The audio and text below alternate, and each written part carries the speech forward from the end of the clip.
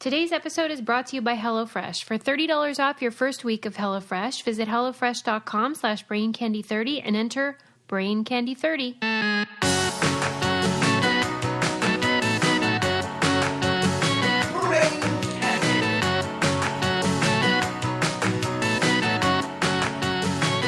Hey! Hi, guys. Susie, looking radiant as ever. Likewise. What is your secret? I was thinking that you are in a yellow, like, not me, but like you're in like a yellow, like Picasso's blue period, or whoever that guy had a blue period, and I've been seeing you in a lot of yellow. Wonder what's up with that. And the other day you posted this real cute picture of you in a red and yellow bikini, and I loved that you had red and yellow croquet balls in the photo. And I noticed looked that. matchy, and I was like, oh my God, adorbs. I know. I noticed that after I posted it, and I was, it was probably one of those things where you don't know that you're... Like why you chose that, and you chose it because you saw those colors together on your own lawn? Yeah. Huh. Can you believe how crazy my Or family you just went is? back to McDonald's. You went to McDonald's, and you were just thinking about delicious French fries. I always am. Right? I haven't been there in a while. God, I haven't been there in so long. You only go when I make you, I think. That's true. I went one time, and it was when I was pregnant, and I was really craving a hamburger, and then Adam went out and got us hamburger, and besides that, I hadn't been in over 6 years. Wow. Mm-hmm. And not again. And not again, not since. Well, if you ever have one, I'll think you're preggers. So. Yeah, that's probably true. If I ever get a strong craving for McDonald's $1 hamburgers or whatever they are. Today is episode 236, and we are so happy to be here. Mm-hmm. You're stuck with us. That's true. Have you told a friend about our show? You should. You should. I have friends who are telling me that their friends are going to be at our karaoke night. That's crazy. It's like, what is it? The 6 degrees of separate, or however many degrees of Kevin Bacon. Yeah. It's like everybody's also connected to our show. We have a karaoke meetup coming up if you're in SoCal. Yeah. On the 20th, and we're gonna. You can just come on over and sing some karaoke. I was choosing songs. Yeah. I want to do. I've been thinking too. I Want It That Way by the Backstreet. Ooh, that's a good one for you. That kind of think? fits your range too. What are you gonna do? I think I'm gonna do Whoop There It Is. Wow, crowd pleaser. Mm-hmm. Tag team, back again. Oh my gosh, you know all the words, or are you going to rely on the Effects, screen? baby, let me get in. Party on, party people going to hear some noise. DZ's in the house, jump for joy. Wow, there was a sneak preview you just got. There you go, that's all you get, people. When you, I don't know if you know karaoke etiquette, but is it like, like you're a loser if you read the words? No. Okay. I don't think so. Just checking. Because, maybe it is like in the real dedicated circles. Oh, no. You know what's so funny? I was like, Landon and I were just like singing together in the car the other day, and we were like singing some song without the music on. It was I think it was a Migos Cardi B song or whatever. And we both looked at each other. We're like, damn, we don't know any of these words. We think we do when the radio's on, but then when we tried to like sing it ourselves, we were like, not so good. We did the whole like singing the raw, like just basically scatting it. I meant to yell at you because, no lie, I had one of those nights where you wake up in the middle of the night and I couldn't sleep, and all I could hear was what? Sniffing butts, meeting butts, having a good time at Splash. See, it's the worst. It is in there, and it'll it's the. That it'll stay in your head. It's a like real earworm. Cars for Kids song. You know that song? Susie! It's already done. You already did it. How's that go? 1877 Cars for Kids. KARS. First of all, hate anytime they use the stupid K instead of a... what? I even feel that way about the KKK. Like, why was that necessary? Why? What does that stand for? Ku Klux yes, Klan, that's right. It does. Oh my God, that was a dumb thing to say. I don't understand. I don't like any of that. Probably a bad example. Kraft Corner and both spelled with K's. No. To me, it almost sounds racist. What is? Anytime they substitute the C for a K. I also don't like when people put a Z instead of an S at the end of a word. What is that? I did send you a text message that said it's making me nuts with a Z. That's fine. Okay. But like an establishment or a business calling themselves like... Crazy Cuts. Oh, that does have a Z in it, but C-U-T. Oh, what if K, crazy cuts, K is at the beginning, both Ks, Right. then both Zs at the end. Terrible. Terrible. They probably have that. They probably do. We object. Annoyed.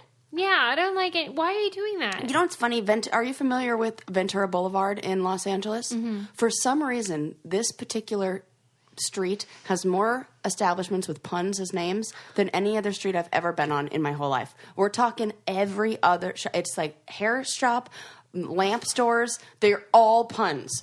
Do you think it's like the copycat effect? I think it is that. I think everybody... I really do. Because there's this one stretch right off of Topanga, like around Topanga Canyon in Los Angeles. Every single store... And I was like, what is the deal with all the puns? Can you remember any specifically? Oh, yeah. It's like there's an ironworks place, like a wrought iron place that's called something with iron. Like, I can't even remember, but there's a haircut, hair salon. I know people are trying to be creative. That's why they're doing it. Yeah, they but think it's it really catchy. it had a contagious effect on Ventura Boulevard. Well, maybe they need to hire Landon to write them a jingle or something. That's right. I was so mad when I was laying there. He did come up with brain candy. True. So he's good at that. Yeah, he is good at those things. Yep. But sometimes maybe he's the one who's good at the puzzles for the New Yorker. The captions. The captions for the New Yorker. Maybe that'd be his cartoons. Yeah, I don't know how to do that. I will tell you, I am bummed out about something. What? Are you bummed out that Deezus and Mero are no longer going to be on Viceland and they had their last show the other night? Why? It's canceled? No, they got a new show on Showtime. They're like legit talk show hosts. Right. I mean, they were legit talk show hosts before, but now they're like... Will you watch it? Or? Heck yeah, I will. Yeah. You love them. Mm-hmm. The brand is strong. What is the deal with them? I just love them. Are they better than Two Dope Queens? Different. Why? What are they about? I don't get it. You'd actually probably like their videos because I think when we go into our poo stories, we're right in with Why don't we get things like a Showtime host? What's a gal got to do? Our brand is not that strong. All right. Well, I'll work on it. Yeah. I was sad recently because I read about how Laura Ingalls Wilder. Yeah. They had a... I don't know why I had such a reaction. I was like, what are you going to say? She died 50 years ago. Wait, she's already dead. I know this. There was a literary award that was in her name, and they decided to remove her name from it because she had questionable references to Native Americans and I think people of color in her writing. Yeah. Keep in mind, of course, that she was writing at the turn of the 20th century. I also heard that I feel like that the same is being said about Helen Keller. What? That she was... She can't even see color. I heard that she had like anti-Semitic... Why are you laughing? I mean, I get it. Anti-Semitic. Uh-huh. Ooh. Yeah. Really? Yeah. But this is just what I've heard. Of all people. Right. Who really should accept everyone. Mm-hmm. Let me Google it. Yeah, so Google it. Yeah. Award. You Google that. But apparently, and I'm not familiar with the references, but in one of her books, she said there were no people there, just Native Americans. For example, that's one example. Oh, no. But apparently, when this was brought to her attention by a reader in the 1950s, they were like, yo, she removed it and apologized. Oh. Okay. To me, that's like, all right, she learned because think about what time period. Yeah. The Civil War was like a couple decades before. Yeah. So I don't know, but what do you think? Do you think they should have kept the award in her name or move on with the times? Oh gosh, because her contributions to literature still matter. Well, if she went back, and I think there was that she kind of learned and made a comment on it, or then I think it's fine. But if she were like, no, I stand by everything I said, then I'd be like, no, take that shit down. Yeah, I mean, the award said, we still think her contributions to literature are great and you should read her books, but her views don't represent what we want this award to represent. So I guess that makes sense. I wonder if that's like if then I think you look hard enough into anybody's thing and you can find.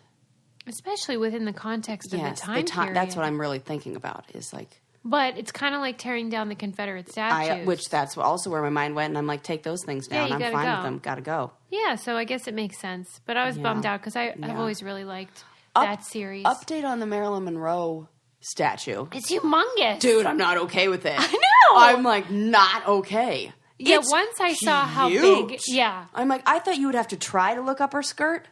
No. You can hardly see her face. Right. So far away. Holy crud. Yeah, once I saw it, I was like, whoa. And there's something, I mean, they're like white panties that are like, and I don't like anything about it. I agree. I thought, this is trying to be something. Yeah, it creeped me out a little. Yeah. And I'm like, this is definitely made by a man. And just, why did it have to be so humongous? No shit. If it were a little bit more just normal human size. Right. It would be like kind of okay. Yeah. You are actually standing in her crotch when you take a picture underneath it. Exactly. It's just not for me. No. And so I feel bad for those worshipers at the church where her rear end is facing. Mm. Any word on that? What were you looking up? Did you get sidetracked? Yeah, no, I'm wondering if, you know what? if it was a rumor or if it's really true, because it's like, there are a few things that say like, oh, it's one of those dealies. yeah, I wonder if it is. Like, it says like the politics of Helen Keller. And I'm going to follow up on that because I'm real into Helen Keller. Yeah. Well, the rumor that is not a rumor is that you have to change your filter in your house. That is a fact. And in fact, Sarah now didn't I'm know. very aware of filters. And I was like, I went through Target the other day and I'm like, oh my God, they have a whole section for them. This is something we should definitely be changing on the regular. Yeah, Sarah didn't know that you have to change the air filter I'm in your house. a new homeowner, people. And yeah, it's like this Filter Easy is a company that lets you do that, but you don't have to think about it because it's a subscription service. And the filters just arrive at your front door. Yeah, you can think about it as much as I do, which is... It's so simple. It just shows up and you're like, oh, I need to change my filter. Mm-hmm. And then you keep your air clean and healthy. And it's super easy to sign up. You can go in under 5 minutes on your computer or your phone. All you have to know is how many air filters your home needs and the size, because different homes have different size filters. And most people forget to change them, and it matters. Yeah. For kids and adults, if air quality is bad in your house. Oh my gosh, yes. Grody. Indoor generation, we need this. Right. None of us are going outside. Right. The least we can do is keep our inside healthy. Filter Easy is a convenient subscription service, so it's something you need versus most subscription boxes, which are just more fun. It's super practical. It's a no-brainer, and that's why we subscribe to Filter Easy. And for our listeners, you can receive your first order free by visiting filtereasy.com or calling 1-855-910-EASY 3279. Make sure you use offer code BRAINCANDY, though. Sign up today at filtereasy.com to get your first order free. That's filtereasy.com or call 1-855-910-EASY 3279. Make sure you use offer code BRAINCANDY. No brainer. Okay, so I'll check on Helen Keller. Yeah. Okay, I am also bummed out. This is the list of things I'm sad about. What is Susie sad about? So, you know that guy that we talked about before from Pixar, John Lasseter? Yeah. And then it turned out... Oh boy, do I. Yeah. Well, Pixar, of course, Toy Story, all the hits. Yeah. And he was what? The brains behind what? What was he? He's like the... Did he come up with the stories? Toy Story. The ideas, creator. Everything. The creator of Pixar and everything. He's the guy. He's the guy. So, and then it turned out... I wonder what his official title is. Yeah. He's probably like the... I think he was like the Disney... Is he like the executive of Pixar? What would it be? Right, I don't know. But he was like the head guy and kind of like everyone bowed down at his throne. And anytime you have that, you have potential for a problem. We found out during Me Too that he was a creeper and that he made a lot of women feel very uncomfortable. Now, when you look at him through that lens, totally, he has that frickin' look. I've never heard a Me Too story where I was like, that just doesn't make sense. Okay, so he began as an animator with the Disney company, and then he joined Lucasfilms, and he was one who was in that team that discovered CGI. And because Toy Story was the very first CGI cartoon that was like that. Yeah. And I remember that Disney didn't believe in the whole project. And they were like, this isn't going to work. Yeah. So like he did his own thing, but it says that he directed those. He became an executive producer for Pixar films. Yeah. And I think a lot of people considered him to be the brains behind the operation, sort of the reason it existed. Mm-hmm. So in Variety.com yesterday, there was a guest column by a woman who worked at Pixar describing what it was like. And, you know, I had heard that he made a lot of women feel uncomfortable and things like that. But when she detailed what it was like and the culture that it fostered. Oh, my God, tell me everything. It was worse than I thought. This is awful because it's like if you say this was happening on Sesame Street. Like, it's ruined. Like, Pixar is so important for so many wonderful things, and this just muddies the water, and it makes it feels icky. It's weird. Tell me everything. The message that the movies convey isn't being practiced. It makes me wonder that, you know how, like, you can't, if you repress something, then it comes out in other ways that's even more unhealthy. So maybe this whole, like, an adult man's obsession with childhood fantasies, like, and childhood, you know, I think there's a lot brewing. Yeah, this could be gross. She was describing how she was a graphic designer, and she was warned. This is what's often what we experience, where, you know, another woman will take you aside and be like, just watch out for so-and-so. He's a creep. This is what women do for each other. And so she was warned, like, he's this guy, and you just kind of, like, find your way to cope with it and whatever. And he's, like, would leer at them and make comments and, you know, just creep. But then eventually she was uninvited to meetings, business meetings, because they said, quote, John can't control himself around women. So the women were just uninvited to these meetings where... Oh, because he can't control. So basically they're kicking out the... Oh, yeah. That's messed up. Who are you going to promote? The person that's in the meeting. Right. Right? So I wonder how long...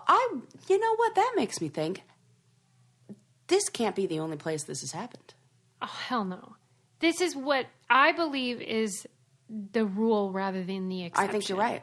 Where women are excluded. We're too distracted by her in the room. So even just if you think about the golfing that goes on and where deals are made. Oh, that's totally true. And women aren't on there because a lot of women don't golf. If they were held in shopping malls, for example, or where women tend to spend their free time, then I bet different people would get promoted. You're totally right. Not that women don't golf, but I mean, numbers-wise, they tend not to. Mm-hmm. And so anyway, she was disinvited to the meetings because he couldn't control himself. And I'm sure other women as well. And so an example she gave of, like, a woman who was a leader of one of their projects, went to the person above her and said, hey, I can't do all this. I need a team to help me with this project. And they were like, nope, you're on your own. It was way too much work. She snapped and had to take a sabbatical because she had basically a breakdown. Mm-hmm. They replaced her with a man and gave him a 6-person team to do the job. Stop it! Yes! This is so... infuriating. It feels like it's just an uphill battle. I know, it is depressing. It's like, come on. Then the author of this article went to one of those performance reviews where they list your strengths and your weaknesses. And on the negative list, here are some of the things that are negative about her. Okay. She gave them too many options with her designs. She tried too hard. Oh my fucking God. sorry, Linda. I'm pissed. And she asked too many questions. This is so annoying. So basically, they'd like her to sit there, shut up, and... But if she did that... Then they would be like, you're not a team player, you're not involved, and we really would like to see a range of work from you. And you're not proactive, and you're not ambitious. Can't win. You can't win. You cannot win. No. You cannot win.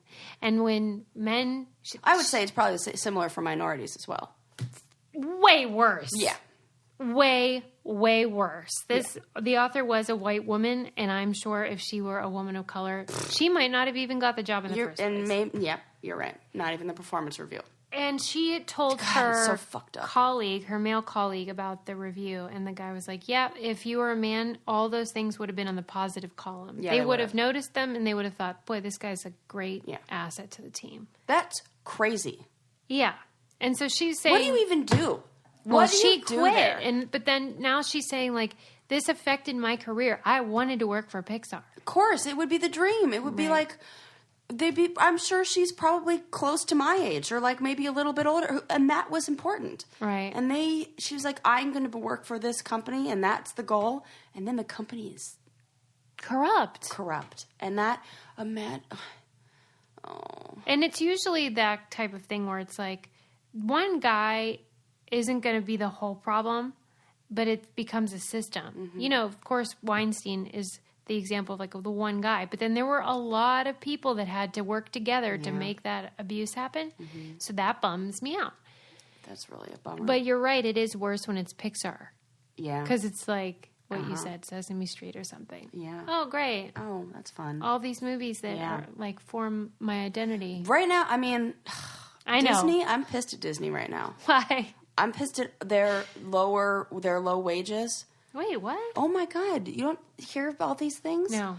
Oh my God. They are in trouble. So there was this big review of like a survey that was conducted of employees of Disneyland. Yeah. And their salaries. I did hear that. Everything. Yep. A majority of them are, what do they call it? Food. Yeah. What's the word? Like where they don't really, like service industry? No. It's like there's a name for it. Basically, like they're food insecure and housing insecure because they are living in motels. They are not making an hourly wage that's even enough to pay for housing in the area. None of them are like struggling where to find their next meal. Most of them are way under. I did hear that. It's really bad. How they pay like just the minimum, the baseline. Bare minimum. Yeah. And then they say how hard it is to go and be be creating this. They can't even afford tickets to the park that they work at for their own children. And yet they're supposed to be creating this atmosphere of everybody so happy. And they're always supposed to be like the happiest for the customer. But they don't know. They are, one paycheck away from being homeless, a lot of them. And it's really, really awful. And the CEOs just gave themselves a multi-million-dollar bump in their salary. Right. And I'm really mad at Disney. Well, a lot of people struggle with money stuff, and a lot of people have really high interest on their credit cards, and that can cause a ripple effect too with regards to their money and how they live. And we partnered with a company called Lightstream, who does credit card consolidation loans. In fact, I got an email from somebody who used the service, and she saved over 10% in interest on her. Oh my gosh, that's great. I know. I was so excited and so glad she emailed me to tell me, because she was really happy. And she said, that it was super easy. So Lightstream rewards consumers that have good credit with great interest rates and no fees. Get a credit card consolidation loan from 5.89% APR with AutoPay. You could save thousands of dollars like our one listener told me she did. Wow, that's amazing. The application is 100% online, and it's super easy. It takes just a few minutes. It's not complicated. And you could even get your money as soon as today. Our listeners get an additional interest rate discount on top of Lightstream's already low rates. The only way to get the discount is to go to lightstream.com/braincandy. LIGHTSTREAM.com/braincandy. Subject to credit approval. Rate includes a 0.50% auto pay discount. Terms and conditions apply, and offers are subject to change without notice. Visit lightstream.com for more information. That is really cool. It makes me mad, though, when I hear people at sort of like the, what do you call that, working class, people just trying to get... Service industry. Yeah, man. Yeah. And they're getting a runaround. Yeah, man. Our assistant Dahlia works at the Bippity Boppity Boutique. She has no complaints, so she's loving it. Yeah. She's happy. And when I was at Disneyland the other day, I saw all those little girls that do like the makeovers that Dahlia does. Mm-hmm. And, they have the glitter in their hair. And they look like they're so happy. Yeah, they really love it. So they do love it. There's always, room for improvement. That's for sure. At places, so...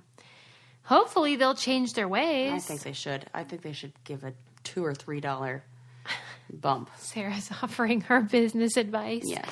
What do you think about when people use a bunch of exclamation points? Are you into that? Like in texts or... Kind of. I think I max out at 3. Anything more than 3 exclamation points, I'm like, why are you yelling at me?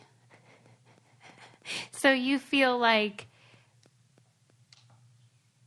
sorry, I lost my train of thought. Exclamation 3. Point, exclamation 3 point, exclamation is point. your limit. Yeah, but I can't even think of something where I would put that many exclamation points now. Because now we have emojis that would kind of do it for me. That's a really good point. There was an article in The Atlantic about it, sounds like yelling now. The how everyone is using so many exclamation points. And in the article, they did say that, because 3 was the number that most people chose for, if you really wanted to. See, so it's not just me. But then they said, well, what will it be in 5 years? And they said, well, it'll probably be replaced with something else, maybe an emoji or something like that. But they were pointing out how, it used to be the case that, for instance, in a newspaper, if they really, if it was the only time they would do it was war over, exclamation point. Yeah, big stuff. It had to be fucking global. Right. And now, I don't know, in terms of when I communicate, especially as a woman, I feel like I have to always be, if I put a period, people will be like, why are you being so... You're right. Understated. It's so funny that I was reading something that was remember when LOL actually meant laughing out loud? Not I'd like you to not think that this text message is passive aggressive. Right? How it's we're saying LOL, Did you ever L... All the time. No. In fact, when I say LOL and in text message to you, I am actually L-ing. No. Out louding. I can say that is almost never true for me. I'm definitely I like that. I like knowing that, though. Speaking of laughing out loud, I had the cutest, most wonderful experience picking up something from a FedEx office today. Let me tell you how it went. I drove up to the gate where I have to pick up this big package, and the woman asked for my ID, and I give her my ID, and then she holds it for a bit, and I'm like, oh, God, what is this? Right. This is going to be trouble. And she's like, can you smile for me? And I was like, what is this? And I take off my glasses, and I, smile for her. And she goes, I just saw those dimples in your picture, and I just wanted to, get the same feeling, have you experience the same feeling in your heart right now. And I was like, oh, my God. Thank you. And she made my day, and it was so sweet. That's the worst story I've ever heard. No, it was really adorable, and it was so sweet, and it was so lovely. And I was like, oh, somebody just trying to... Was she white? No. Then I like it. Yep. That's why I like it, too, because I was... Yep. I'm so glad you asked that. She was a really lovely older Indian woman, and we had a really nice combo, and she was so sweet, and she made my day. Would it have made your day if it were a white man? Nope. Or a white woman? Probably not. Yeah. Why? No, if it were a white woman, yes. But if it were a white man, I would probably think he's flirting with me, and I wouldn't like it. But she was not. She was just having a regular human connection. You, though? Because okay. Yeah. It was like a human connection, and I told you in last episode, I'm like trying to work on my human connection. So I was like putting the vibe out there of like niceness, and she like gave it right back to me. And I was like, see, I shouldn't have instantly thought like, what is this hassle of like, But the reason that I would be inclined to think, what are you doing and stop annoying me is because most of the time someone tells me to smile. It is a sexist, annoying, terrible thing. And so it was so lovely when it wasn't. Okay. I mean, what was her intention, though? I think to just spread joy. Because why doesn't she just more people like that? I would have preferred it if she said, "Oh, I love this picture of you. You look so happy." You would have smiled naturally. But it was like nice how she did it, and then it like caught me off guard, and I was like, "Oh." She said it in such a sweet way. Like, I'm glad I that just made wanted your day. to spark this same emotion and joy in you today. And I was like, thank you. You have a lovely day. I hope that I spark joy in you. You're so much more tolerant of those novelty acts. I am. She probably does it to everyone. Yeah, probably, and I'm fine with that. But you know what? Good for her, because she's putting goodness out in there into the universe. She's not like my water bottle lady in Brazil. So I'm down. Were you happy to watch that video again? I was so happy. It was the best. What's your favorite part? The fanny pack. Mine is the water bottle, I think. That's true. Just to wrap up, though, about the exclamation points. Oh, yes. No, just one thing I wanted to add was that I thought was interesting was how they say that what used to denote intensity now is just used to show sincerity. And I thought that was an interesting observation about the way that a punctuation has evolved. I was wondering how exclamation points are used in newspaper today. I don't think they are. I don't think they are either. No. When was the Good point. I want to know what a headline with an exclamation point are. Yeah, I totally see it in my mind. Yeah, like Truman wins. Exclamation point. Wonder if they had, the AP style book. Yeah. Maybe they made a decision to remove them from... What? Well, Why are you rolling your eyes? I'm like, boy, oh boy, do I know it. Because I writing a lot of papers. Everything's got to be APA formatted. Blah, blah, blah. Oh, APA. Yeah, APA, which is different than this time. But it's just reminded me about how I was triggered. I was triggered because I recently wrote a paper. So yeah. Yeah, this... I think it must be because... That would be considered bad form now, too. Yeah. It seems like it would the be. News and with an exclamation. Yeah. But it's almost like we've made up for it in our private communications because now everybody... You think there's ever going to be oh my gosh, do you think we're ever going to get to a point where there are emojis in journalism? It's definitely becoming more appropriate to send them in office memos. Oh my God. I'm seeing it. I am inclined to say no. But have we talked about this being the evolution of language? It's weird, really, though, how we went from hieroglyphics back to them. That's what I'm saying. I don't know, Sarah. Oh, my God. Suze, that's a really good point. Maybe they had it right all along, and we really just need to convey... We complicated things. We totally did, with all these extra freaking letters. True, but I mean, emojis for sure can be read in different ways, which is how the eggplant has gone from being an eggplant to something else entirely. Right? But if you are going to be using eggplant, I recommend using it with HelloFresh. Well, yeah. Because they'll tell you how to do it right. I was just going to say. It'll be so yummy. We're obsessed. I really am. Landon I likes friggin' any love it. HelloFresh that he says, can we order a loaf? Because he's like, do they have any loaf options? What does that even mean? Meatloaf. Oh. He loves he's like, they always have the best gravies. He likes comfort foods. Yeah, they had a pork meatloaf the other night that we had. Oh my God, it was so good. And he makes them, and I have not cooked once in the past 2 weeks, Suze. Oh my gosh, Not I'm so one happy time. for you. Every night I come home to dinner, and it's because HelloFresh, because he's like, I already got it there. Wow. And I don't have to grocery shop. That is so great. And I'm partial to like the Asian dishes like Korean beef and things like that. Oh my gosh. So have you had that bibimbap? So whatever. good. What it is was it like called? award winning too. Yep, and I was like, no wonder. So good. Oh! And you guys should try it because it brings excitement to your cooking, but it's also simple and convenient. It's really affordable. And, you don't have, like Sarah said, you don't have to go to the grocery shop so much, which I hate doing. And it's fun if you have kids, too, because they can help. And we have a deal for you for $30 off your first week of HelloFresh. Visit HelloFresh.com/BrainCandy30 and enter promo code BrainCandy30. That's $30 off your first week of HelloFresh at HelloFresh.com/BrainCandy30 and enter code BrainCandy30. And you can eat like Sarah. And my next door neighbors, who are also doing it now because we convinced them. That's great. Mm-hmm. We're sharing the love. Because once you get on it, you get like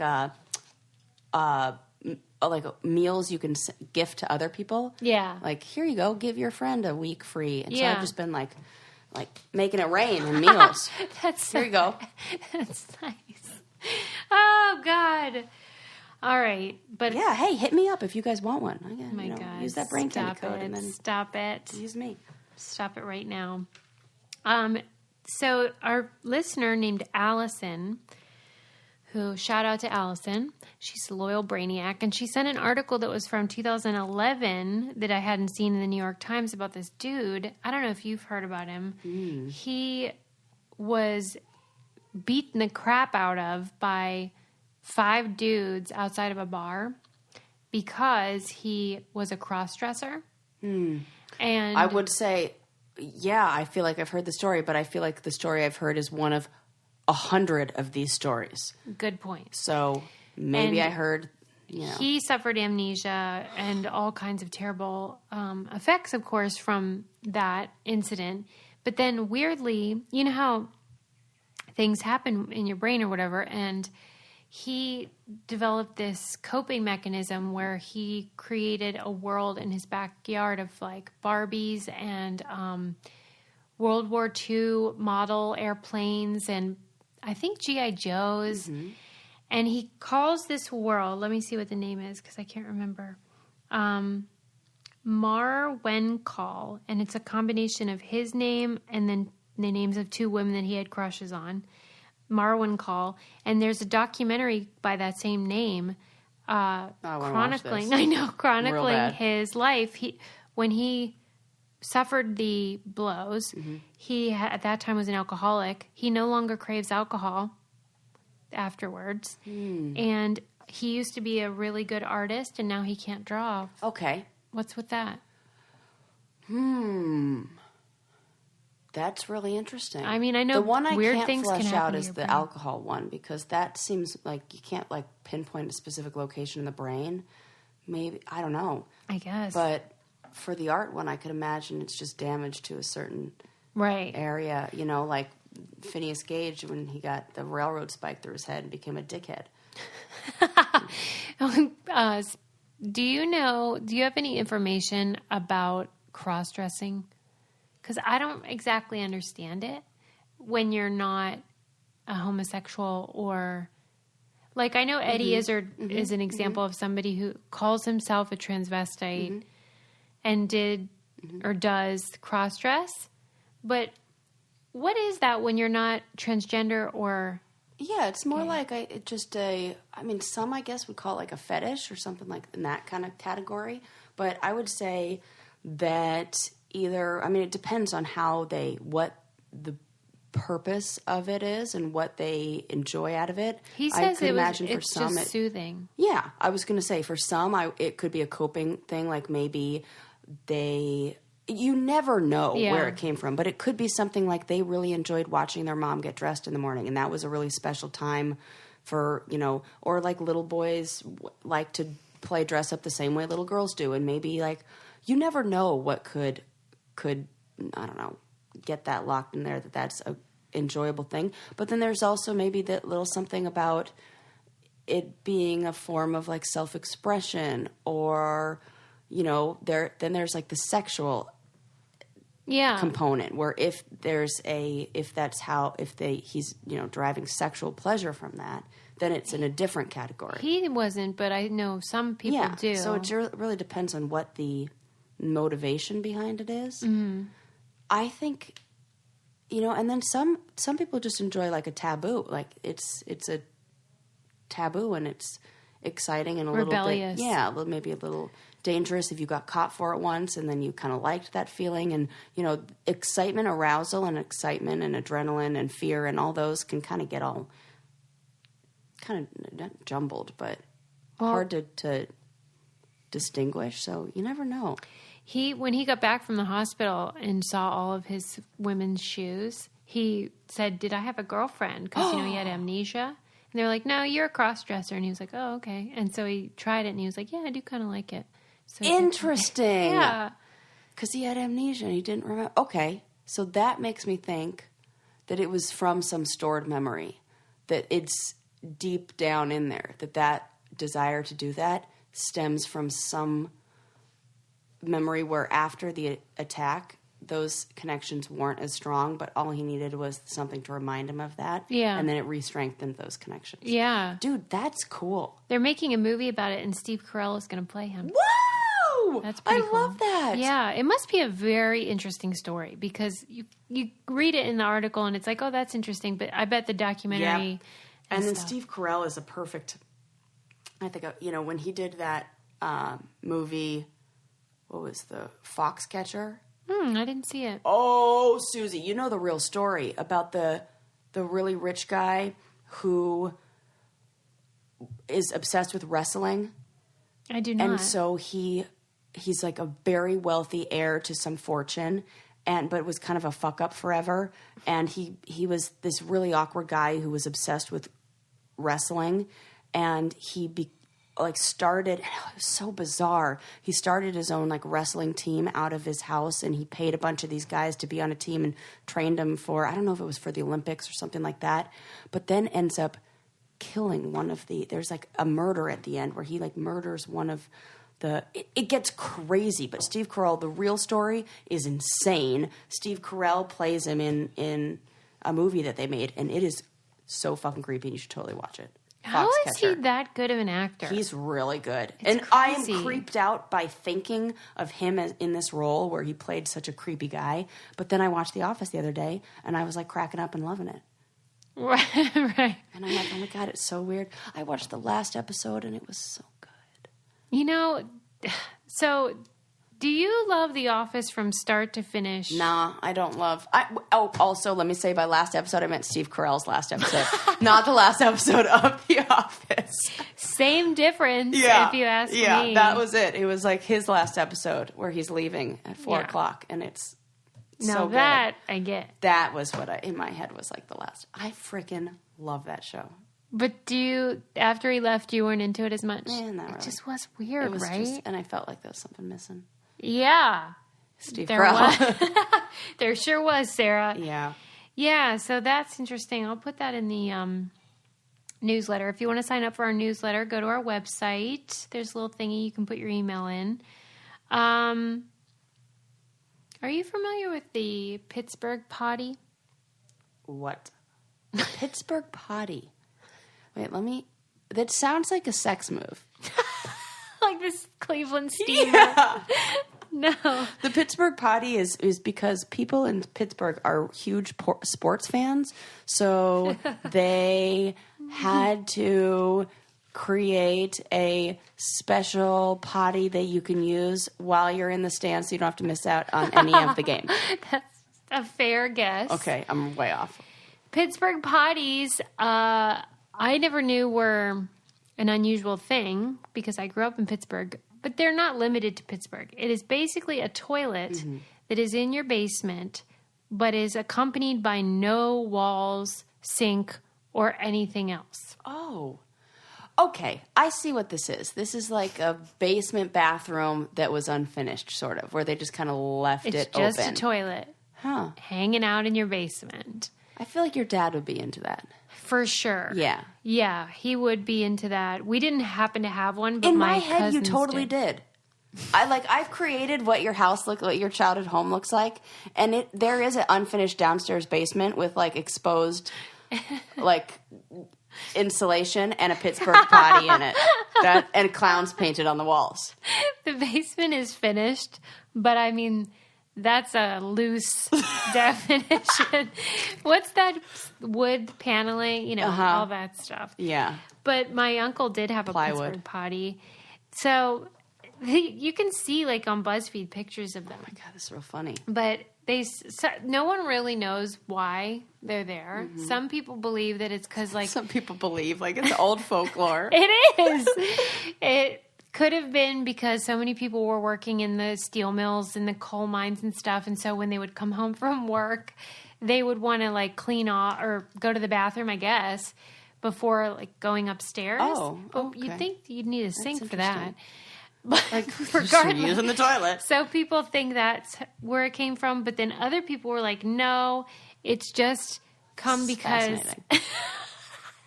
because whenever your plumbing backed up, like back in the day before plumbing was like more advanced, the lowest point is where the water would overflow. So you always wanted to have a area in the basement that would be the place where it would come up because you didn't want it to come up into your like living space. It's like I've heard of that happening. Oh yeah. Oh, Did my- it never happen in your house? This happened all the time at our house. We didn't have no.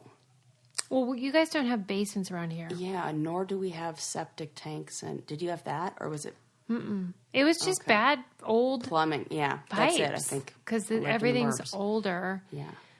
In the east as well. Because this isn't just Pittsburgh; it's like along the east. Well, my favorite thing is that I just put it into Google and it corrected it to Pittsburgh toilet and sent me to the Wikipedia page. Right. I always called it a Pittsburgh toilet too, but then the article called it a potty. Yeah, because it's Alliterative, alliteration. And yeah. It's real fun. But yeah, we always called it a Pittsburgh toilet. Oh my gosh, it really is in the middle of the room. Right. It is so weird. It is, and it is interesting. Are you appalled? Because why wouldn't you add a sink though? Too. Right. If you're going to do that. If you're just like, I don't want walls. I think you're probably more on track with it being like an overflow place. Which is Yeah, kinda and like so make it a disgusting. toilet. Yeah. But really, it's just so that there's a really low exit point for all the sewage that's good. We used to have sewage down in there all the time. What? It must be like a Pittsburgh problem. That would be We have a lot of shit. Pittsburgh potty problem. Did you receive your fixed car thingy? Oh boy, did I. In fact, I have it waiting at home. I'm so excited to use it because I was driving today and I was like, I think my car makes a weird noise between second and third gear. And now I really want to know if there's anything up with it. So I'll be plugging it in. So you know that problem where you're in your car and that light comes on? Yes. And you're like, what does that light even mean? I never even know what it's a picture of. Oh, good Like, point. it doesn't even look like anything. Like an engine, but Sometimes it looks like an engine, and sometimes it'll be like squiggly lines, and I'm like, what does that even mean? Right. And there is this little tiny gadget called Fixed that you can plug into any car made after 1996, and it will tell you through an app on your phone one of these 7,000 things that could be wrong with your car. To me, it's like I can't. If this is available, this has always been available to like auto mechanics. How did it take this long to get it into my hands? I am so happy this exists. Me too. It is pricey if you go get a diagnostic test done at an actual auto mechanic place. Yes. And if you happen to have boobs and a vagina, chances are good they're going to take advantage of you. So this is a way around that, I think. It is so cool. I'm buying one for my mom immediately. Oh, that's smart. Because it will send an alert about, hey, here's what's going on with your car. You know, maybe you need air in your tires, or maybe because your check engine light could come on if you just don't screw on your gas cap right. Right. And so what if you took it to your mechanic? $75 to be like, tighten that thing. Exactly. Dummy. And they could take advantage too. That's what I'm they saying. They could be like, oh, you need a new engine. It's happened to me before. Right. Where I'm like, are you kidding me? Ugh. It's so awesome. You can monitor several cars through your phone too, so it's not just one. Oh, that's good. And right now you can get Fixed for as low as $39 each. Plus, our listeners will get an additional 10% off when you enter promo code BRAIN at listentomycar.com. Go to listentomycar.com and enter promo code BRAIN for an additional 10% off the already discounted price. I think this is such a great thing. I'm so into it. Okay. We have a guest. Ooh, can't wait. When I was in grad school, I had to read books by this woman named Diana Butler Bass. Mm-hmm. And this book is written by her. It's called Grateful, The Transformative Power of Giving Thanks. And like, you know me, I'm cynical. So I'm like, oh, geez, what is the deal? I bet my lady I ran into at FedEx would really, really like this book. She would. She would love it. She'd be like, I already know everything in it. The truth is, people even like me will like it because Diana herself says, like, she's not a thankful person. Oh, great. Like, that's not great. Glad there are many of you. Like yeah. a delight. But it's really cool because she looks at, like, what is gratitude? How can we practice it if we don't really feel like it? Especially right now, sometimes it can feel like we don't have a lot to be thankful for. Mm-hmm. But it's not one of those Pollyanna books. It's not like everything's going to be fine if you just say these things every day. She's like, it's work. It might be a little hard, but here's how you can get into the habit. Yeah, and I love really this. liked Practical gratitude. Practical gratitude. And I had her on the show, did an interview with her because I was like, let's hear the story of why she wanted to write about this. Yeah. She's a glutton for punishment, if you ask me. Because, like, if you're not a grateful person and you're writing a book called Grateful, I mean, come on. It's tough. That'd be like me writing a book called How to Run. Yeah, I was just going to say, I wonder what that Susie's book is going to be like. So let's welcome to the show Diana Butler Bass. All right. Thank you so much for coming on this show. I'm really honored because I have been following your work for a long time. So welcome to Brain Candy Podcast. No, thank you, Susie. It's great to be here.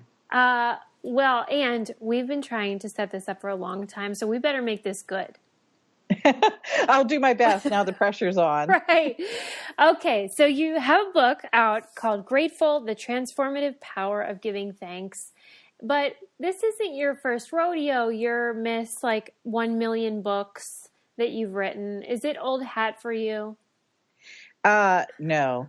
We're not quite at 1 million yet, but this was number 10. So I'm in double digits. Jeez Louise, can you believe that? I actually can't. And this one was really unique. And I think that you'll be interested in why it was unique. And this is why it's just not the same as all the rest of them. The other 9 were written out of a sense of my confidence and my expertise, because I have a PhD in religious studies. So I've been writing about religious trends and history and the way in which culture and faith and politics all intersect one another.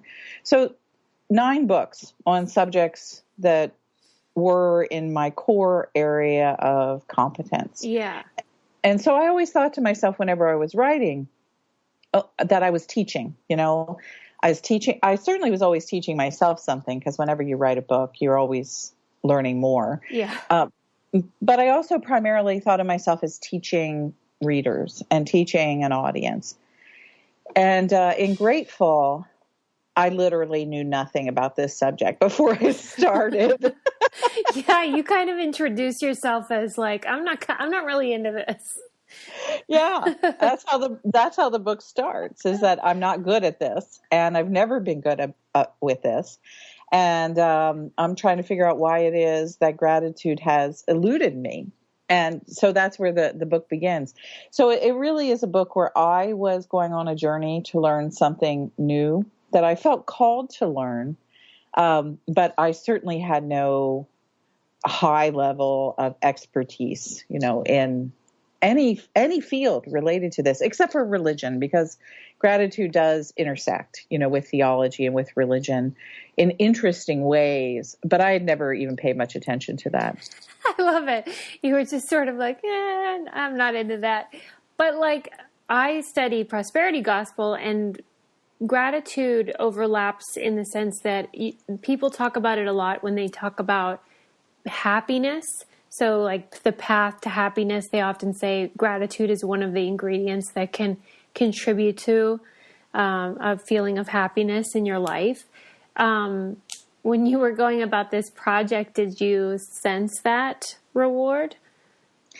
Yeah, I actually did. And this whole thing made me see the prosperity gospel a little differently. You know, since my core area of PhD work was American religious history, so I've known about the prosperity gospel and how that whole vision of sort of wellness and thankfulness has been part of American Protestantism in particular for a really long time.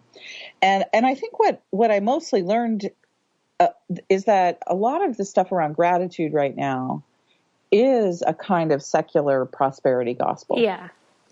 And it takes the language of, if I'm only thankful, then I will get this reward. Mm-hmm. And so a lot of both within churches and the sort of more secular form of it, people think of gratitude as a tool or an instrument, you know, that will get them some reward on the other end.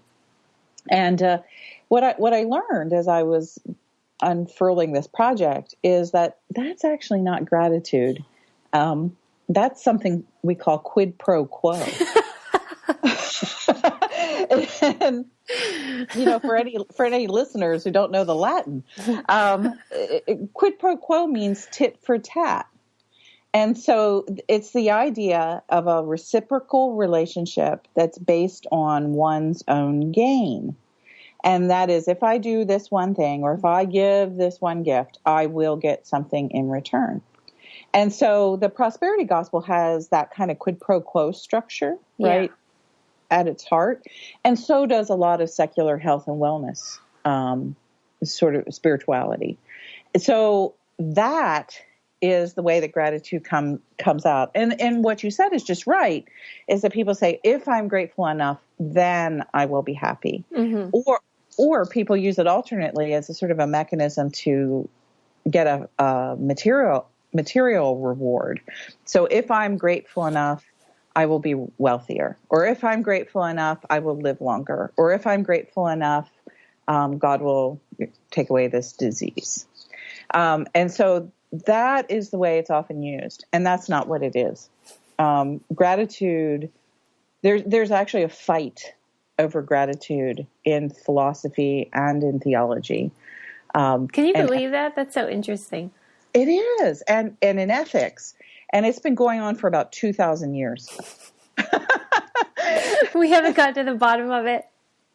No, we have not. And it's fascinating to think that this idea of gratitude as quid pro quo, as reciprocality that gets me something, the reason it's in Latin is because it developed during the ancient Roman Empire. And so for 2,000 years, we've built certain kinds of cultural and political and social structures around the idea that gratitude is a reciprocal relationship by which you gain what you want. Well, and when you began your project, what was your intention with it? Well, you know, I think that one of the things I discovered is that's why I'd always been uncomfortable with gratitude, is that I saw how gratitude had been corrupted or misused. And I even tell a couple stories in the book about that, where, for example, when I did not get tenure in my very first ever academic job. It was a horrible experience. Yeah. And I write about it. And I can remember the president of the college, when he told me my contract wasn't renewed, saying, you know, one day you'll thank me for this. And yeah, that was actually my response. It was like, what the heck? It was like he punched me in the gut. Yeah. And then he went on, he said, because you're going to get a lot out of this. And it was like, here was this person who was sitting over me, literally in a hierarchy, who had just taken away my job. Right. And then he was basically demanding that I say thank you to him. Yeah. And that was something I realized was a pattern that I had seen quite a bit in my life, from institutional authorities and from people who were somehow involved in my life during difficult circumstances, demanding things from me when it was completely inappropriate. And then just telling me outright that there'd be some benefit of that. If there's one way to get me to not be thankful, it's for you to tell me I should be. Right. And so this structure of gratitude was one of the reasons why I hated it. Yeah. But you're like a glutton for punishment, though, because then you dove into this nonsense. Yeah, I did. and I did it for a couple reasons that were deeply personal, frankly. One was I was having a very hard time. I've just now turned 59. And so I've been thinking about this project for about 2.5 years. So I was in my, late 50s when I started considering this. And I was frustrated with a number of things in my career. And I was feeling a great deal of anger and at myself about choices that I'd made in the past that I wished I hadn't made. And also I was feeling, frankly, envious over people who were somewhat younger than me, who were writers in my same field, who seemed to be doing so much better than I was. And those two things, the anger at myself and external envy, one day I just sort of looked at myself in the mirror and said, is this what you want to be like? Do you really want these kinds of emotions to be shaping your life as you move into the last 2 or 3 decades of being here on this planet? And I said, hell no. Yeah. I don't want to be that person. It's so utterly human, though. And even though I think if you ask most people, they would say they understand the virtues of being grateful and to not be envious or discontent. But just because we know that doesn't mean it's easy to do.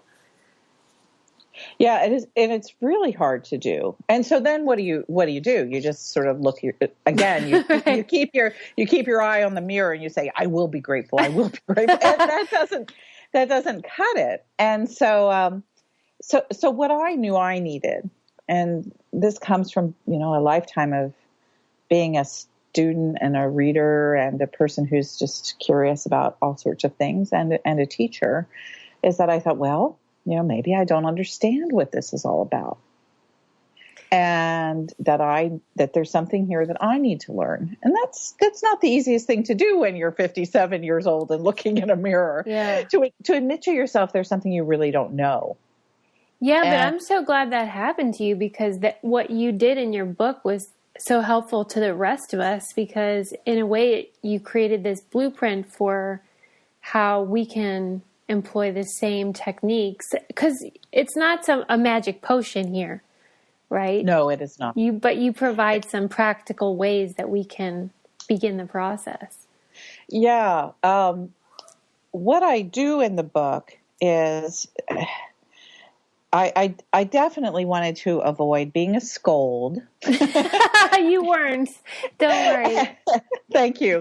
And I also wanted to avoid, that other pitfall of being so just obnoxiously happy. Yeah. That it winds up being sort of accusatory to everyone. Yeah, can it, Pollyanna? We don't want to hear it. Yeah. I actually think that's why some people have had a hard time even picking up the book this year, because they are expecting a kind of Pollyanna book or a scolding book. But what it is it's really an adventure story. Oh, that's a nice way to put it. Why do you say that? Well, it's an adventure in discovery. And for me to frame up gratitude by what I learned, and that is introducing my friends, because I was introduced to it, this fourfold understanding of gratitude, that gratitude is both a personal thing and it's a public thing. Yeah.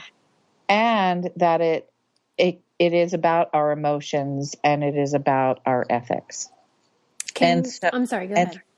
And so what I develop is a framework of understanding where people can enter into gratitude from a variety of doorways and say, oh, I understand that. That's gratitude. I didn't know that. Or, if you're a brave person, you can say, that's gratitude. Oh, that looks really hard, but I'd like to try that. And so the fourfold structure that I create in the book, and then the whole book unfolds around that fourfold structure.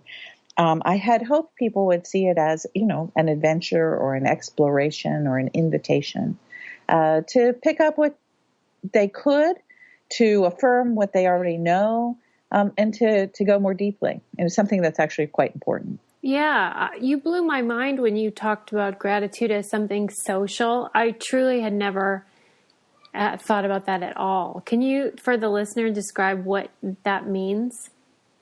I think that the personal aspect of it really helps to explain it. And that is, I just told you, I started conceiving of this book in late 2015. And the contract was signed in early 2016, and I had a due date from my publisher of April 1st, 2017. Yeah. And that, looking terrible. I know, looking back, it's just, looking back on that, it's just like, you sign a book contract and you think, oh, this will be easy. Yeah. I'm going to read a bunch of books about gratitude and write my own. Yeah, that sounds great. Yeah, it sounds great. And actually my agent had said, you need to write an easier book right now because you're tired. Oh my God, right? And then. Yeah, and then I wind up writing a book on gratitude against the backdrop of that hideous election. Yeah.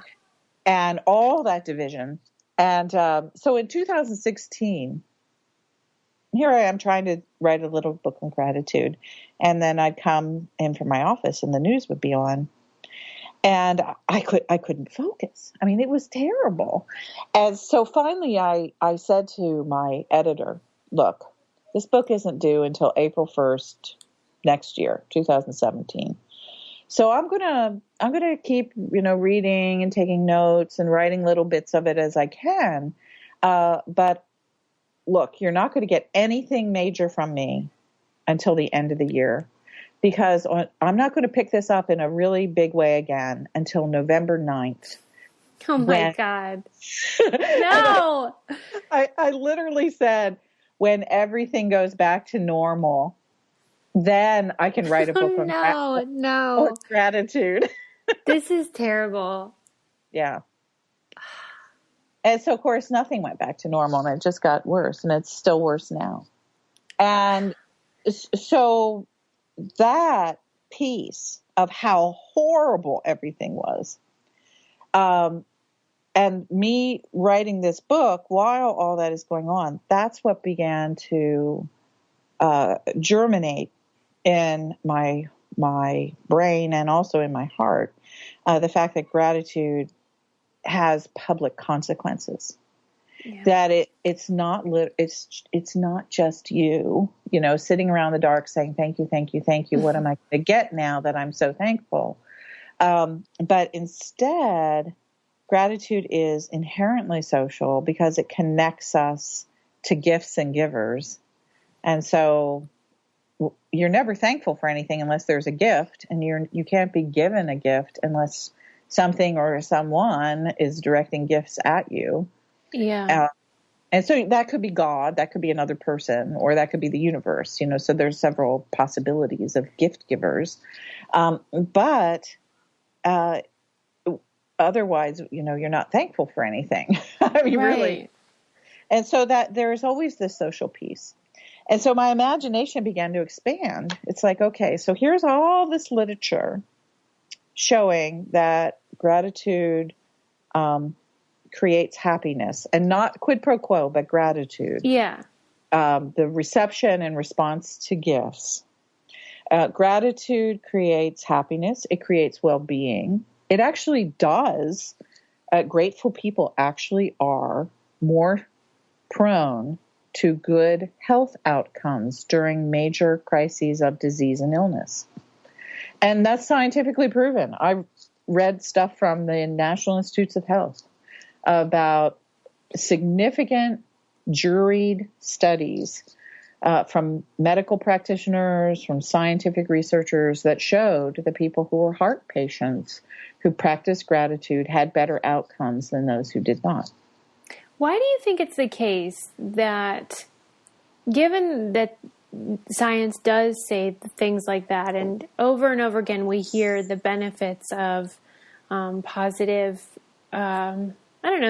just gratitude, but also positive emotion in general, and yet we're really reluctant to do it? Like, no matter how many times we hear the good stuff, it's so hard. Why doesn't it ever become easier? Has it become easier for you? Let me back up just 1 second and make just one more link into the social thing, and then we'll talk about the easier part. Is that okay? Yeah, man. So what I began to stew on during the terrible election year and then the terrible presidency that followed, and that is still going on, is that if indeed gratitude is good for our individual hearts, would it work the same way communally? Yeah. And so if you have an individual practice of gratitude, if that was part of communal life, would it function in the same direction? Would it create social health and well-being? Would it create a capacity for a society to work out of its better angels rather than negativity and hatred?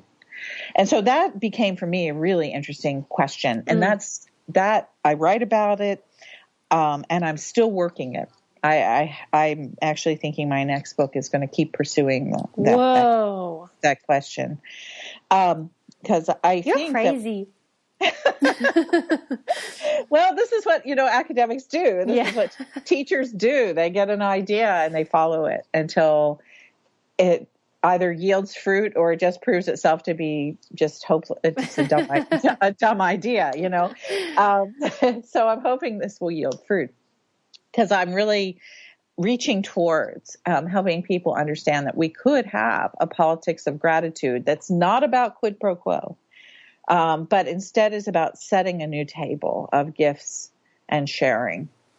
And so if we did that, all of a sudden our social fabric looks a lot different than if we're functioning out of a communal quid pro quo. So that's the social piece. And to whether or not that's easy, no, it's not easy. Because if it was easy, probably we'd already have done it. Yeah. I likened gratitude in the book to being on a diet. Mm-hmm. Everybody knows that it's good for you, but just one more cookie, please. Right. Or the fact that, my husband right now is pre-diabetic, and yet he finds it hard to resist. Yeah. Bread and sugar. And so, what do you do in those cases? The best thing that I have discovered is some help that comes from a book I like a lot. It's called The Power of Habit. And the book is by Charles Duhigg. And I'd read that book a couple years ago, and I found it helpful. And what Duhigg suggests is that a lot of almost all of our actions come out of habit. Is that we do things because they're habitually easy for us. Yeah. And so the issue at hand is not saying I'm going to be, grateful, or I'm going to be strong, or whatever it is, but is to develop a set of new habits. Mm-hmm. And so that is essentially over the last 2 years since I started this project. That's essentially what I've done, is that I have created some pathways of new habit in my life. And those habits include waking up in the morning and recalling just the simple fact that being alive and facing a new day is something to be thankful for. And the way I developed that habit was that I have a Q. Yes, I love this. Yeah, CUE for gratitude. And this isn't in the book because I developed this Q after I wrote the book. So I love telling people about it. I have literally a white river rock that has the word gratitude inscribed on it. And it sits on my nightstand. And so literally every morning when I reach for my cell phone, that rock is right next to my phone. And some mornings when I'm reaching, I'm really tired. I wear glasses, so I can't see where my hand's going. Sometimes my hand will land on the rock before it actually lands on my phone. And what that does is it means every morning I think, oh, there's that gratitude rock. I'm alive. Oh, man, that's good. And it's so simple. And what that does is that means the first words of my day are instead of, damn you, Donald Trump. It's my first tweet of the day. Right. Or listening to Morning Joe and saying, I agree with you, Mika, or whatever it is. My first word is actually thank you. And then I can move on to being angry at Donald Trump. Yeah. But it puts a different frame on it. Yeah. And it's a frame that is more empowering to me, that gives power to my life rather than giving him power over me. Yeah. When you brought up your cue, I thought you were referring to the prayer that you included in the epilogue, right? In the words of the Buddha. I love that. Yeah, and that's another thing. For a while, and I wrote that in the book, I just kept a sheet of prayers right where the rock is. Yeah. But what kept happening to me, and I love the prayers, and that will work for some people, and it did work for me for a while, but the piece of paper kept slipping down on the floor, and, I'd cover it up with books or whatever. And so eventually I found that this crazy little rock, it just works so much better because it just sits there. And it's not a scold. It's just a reminder. Yeah. It's a cue to remember what's really important. And so that's what Duhigg says, is that that's how you change habits, is you put a cue in place that reminds you to do something. Yeah.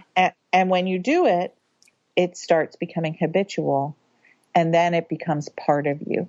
Yes. And I think that, like you said, some people, the paper might be the way to do it.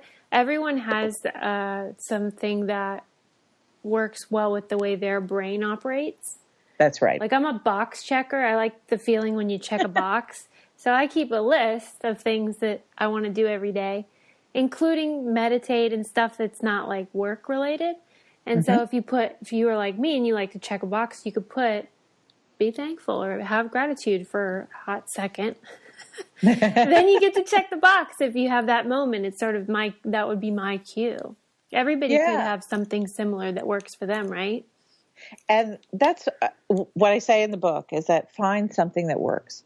Yeah. And for some people, it's keeping a journal. Yeah. For other people, it's my husband and I actually do read a poem that's related to gratitude or mindfulness before we have dinner. And sometimes it's a prayer, sometimes it's a poem, but we read something that someone else has written.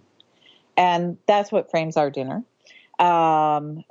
Some people are just better at certain kinds of things. Yeah. And the rock works for me. And another thing that worked for me that might be interesting to some people who are listening in is, for my daughter is a college student, and we have a group chat as a family, and many nights, not all nights, but many nights, I just send out a text to my daughter, my husband, who's in the house with me, but, usually watching baseball or something. Sure.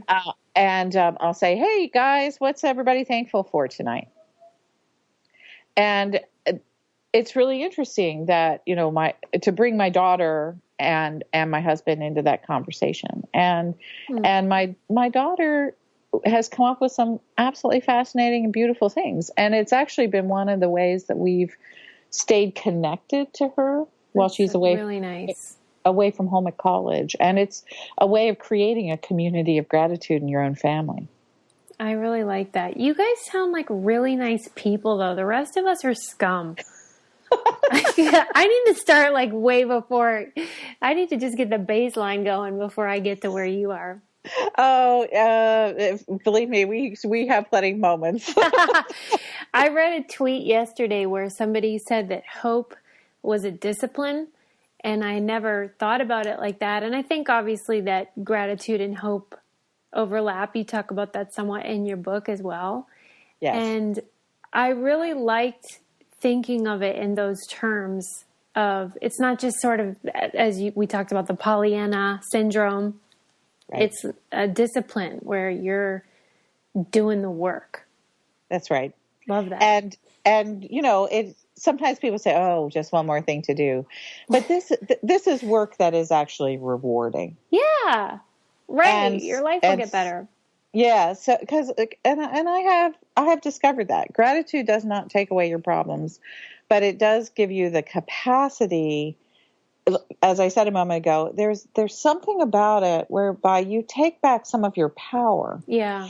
Where you're not just victimized by a corrupted system of gratitude or by a scold or by a demand for gratitude, but you develop the capacity to see gifts. You develop the capacity to form a response to the gifts of your life, to say yes and no. It's really fascinating. And just because this is, brain candy, I mean, in the book, I use a lot of stuff from spirituality. I use stuff from psychology. I'm a Christian, so I use stuff from the Bible, and I use it all in a very different way than most people are used to seeing it used. But the thing that I had the most fun with was introducing in one of the later chapters Jane Austen into the narrative, and reading Jane Austen as a writer of subversive gratitude. And so that, and when I saw that in Austen, I kind of went back to medieval women mystics and some other literature, contemporary poets, etc. And it's amazing how many female writers in history, black, white, brown, the whole range of women in a variety of different cultures, use an alternate form of gratitude to subvert the political structures that are trying to oppress them. I love that. And it's really powerful. Right. And our ancestors knew that. And so for us to pick up this practice and be able to stand in that line of women is, I think, an amazing political tool at this moment. Because so much of what we're experiencing is this misogyny, and then, of course, racism and misogyny combined, and then racism and misogyny and homophobia combined. So if we can understand that communities that have been at the short end of demand gratitude can take gratitude as our own, and we can actually use it as a pathway of empowerment and resistance, then there's a real reward at the end of that. And that's what keeps me going. It keeps me going right now on the personal end of the equation. Okay, if I sit down, if I do this practice, it is not just that I'm going to feel better, but it's going to be that I live better. And it's also going to be not just that we can feel better as a community, but we can really resist this evil together. Ah, you took me to church. I knew you would. That is a beautiful thing. And how awesome that you could write a book about gratitude and make it about power and empathy and inclusion. That's rad. You did good. Well, it's where it took me. And And honestly, if we can't write about power and empathy and inclusion right now, we're not speaking what needs to be spoken in the world. And so, hey, as a writer, I'm doing my job. Yeah, you do it way nicer than I do it. I mean, there are different techniques, but yours is pretty impressive. Oh, well, that's very kind of you. And, hey, I'm a little bit older, so I've got a little bit more practice under my belt. And I'm enjoying the fact right now that I'm almost 60, which is a little hard to say in certain ways. But believe me, I made plenty of mistakes when I was in my 30s and 40s. Wow. And now I'm just I'm so glad to be in a new place. And I really feel a profound and energetic call to be the kind of teacher in public that I can be. And I'm grateful for people who care to embark on listening to the wisdom that, I can share at this point. Yeah, we're in this together, and I really look forward to hearing what our listeners think of your book, because I know they'll love it. And we ask everybody one last thing. What do you keep in the trunk of your car, Diana? Oh, I keep in the trunk of my car reusable shopping bags. Yes. Believe it or not, right now in the trunk of my car, there's a box of books. Good. I love that. Your books or other people's? There's a box of my books because I had an event and I just brought some books last time. And but there's always other people's books too, because people send me books all the time. Exactly. And so I have a box in my trunk. Too. I actually have a SUV, so the trunk is open. So there's a box in my trunk, and I put these wonderful books, and when there are enough of them, I bring them in the house, and I sort through them, and I look at all the interesting things people are writing and the gifts they've sent me. So shopping bags and books, that's basically it. I like that. I like that a lot. That's a good trunk. We get a lot of answers, and we know that it represents where people are in their life. So I think reusable bags and books is a good place to be in your life. Well, thank you. I have to say, I'm grateful for you. I'm grateful for this book that you wrote, and also the books that you wrote before that I had to, get tested on during my grad work. But you're a badass. So thank you. Well, I actually love being called that. Good, because you are one, and I like to be surrounded by people like you who are inspiring and kind and smart. So good work. Keep it up. Keep writing. Oh, thanks, Susie. And thank you for the conversation. It's been good to meet you. Likewise. And I'll let you know when it's up, but you're off the hook. Okay, we did great. it. Yay! Have a great day. Thank you so much.